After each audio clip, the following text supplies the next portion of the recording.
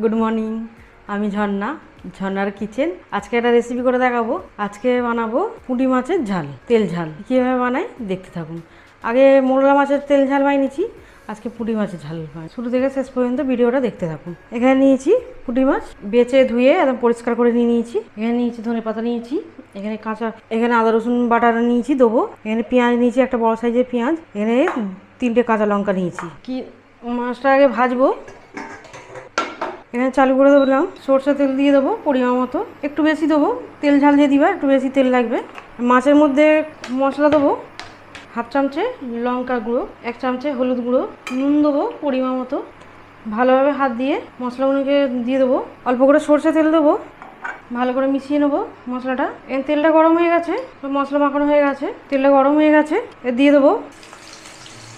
সবগুলি হয়ে যাবে, সবগুলি দিয়ে দেবো। মাছগুলি ওটা ভেজে নেবো। মাছগুলি একটু হোক, তারপর উল্টাবো।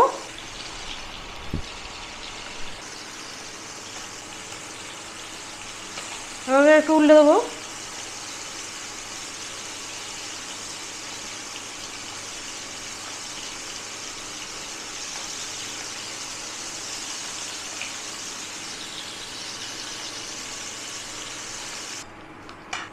মাছগুলি ভাজা হয়ে গেছে, তুলে নেবো।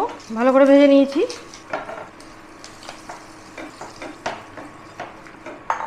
আর একটু তেল দেবো, সরষের তেল। এবার পেঁয়াজটা দেবো।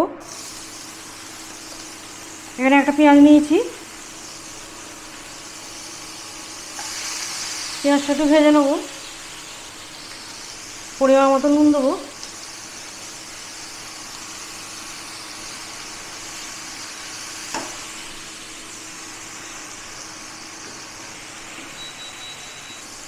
পেঁয়াজটা খুব বেশি ভাজবো না, হালকা করে ভাজবো।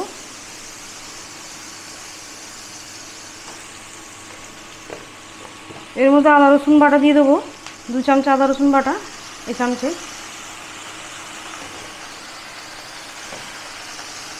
একটু ভেজে নেবো।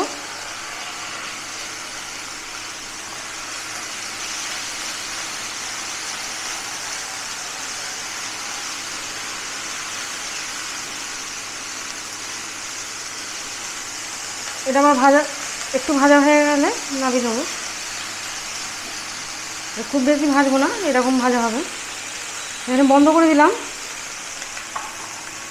এবার এখানে নামিয়ে নিলাম। খুব বেশি ভাজার দরকার নেই, অল্প ভাজলুম তো খালি কাঁচা গন্ধটা চলে যায়, সেরকম ভাজা হয়েছে পেঁয়াজটা আর আদা রসুনটা। আচ্ছা, এখানে এবারে এখানে 2টো আলু নিয়েছি, এরকম সাইজে কেটে নিয়েছি, লম্বা লম্বা করে সরু করে। আলুটা দিয়ে দেবো। এখানে কাঁচা লঙ্কা নিয়েছি 3টে, কাঁচা লঙ্কাটাও দিয়ে দেবো। মশলা দেবো, হলুদ দেবো 1 চামচে, ধনে দেবো 1 চামচে, মরিচ দেবো 1/2 চামচে, গুঁড়ো লঙ্কা দেবো 1 চামচে, জিরে গুঁড়ো দেবো। সব কিছু দেওয়া হয়ে গেল। অল্প করে চিনি নিয়েছি, চিনিটা দেবো। ভালো করে মিশিয়ে নেবো। মাছটাকে দিয়ে দেবো, ভালো করে মিশিয়ে নেবো। এবারে একটু জল দিয়ে দেবো, পরিমাণ মতো জল দেবো, কেন এখানে আলুটা সেদ্ধ হবে। এবারে এটা বসিয়ে দেবো। চালু করে দিলাম। এখানে এবারে ঢাকা দিয়ে দেবো।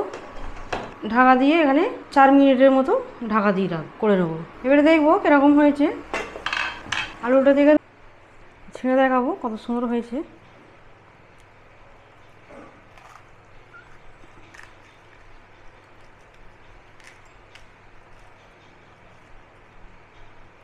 খুব সুন্দর হয়েছে, ছাদগুনি চারিদিক করে হয়েছে এরকম, সুন্দর হয়েছে।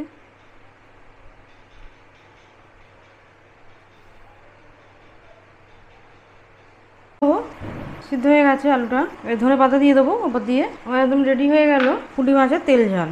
একটু ঝোল ঝোল রাখবো, আর এটা গরম রাইসের সাথে খেতে খুবই ভালো লাগে। আমার একদম রেডি। এখানে বন্ধ করে দিলাম, তুলে নেবো। আমার হয়ে গেছে পুঁটি মাছের তেল ঝাল। ধনে পাতা দিয়ে দিলাম, আমার রেডি পুঁটি মাছের তেল ঝাল। আমার রেসিপি যদি ভালো লাগে বন্ধুদের শেয়ার করবে, লাইক করবে আর সাবস্ক্রাইব।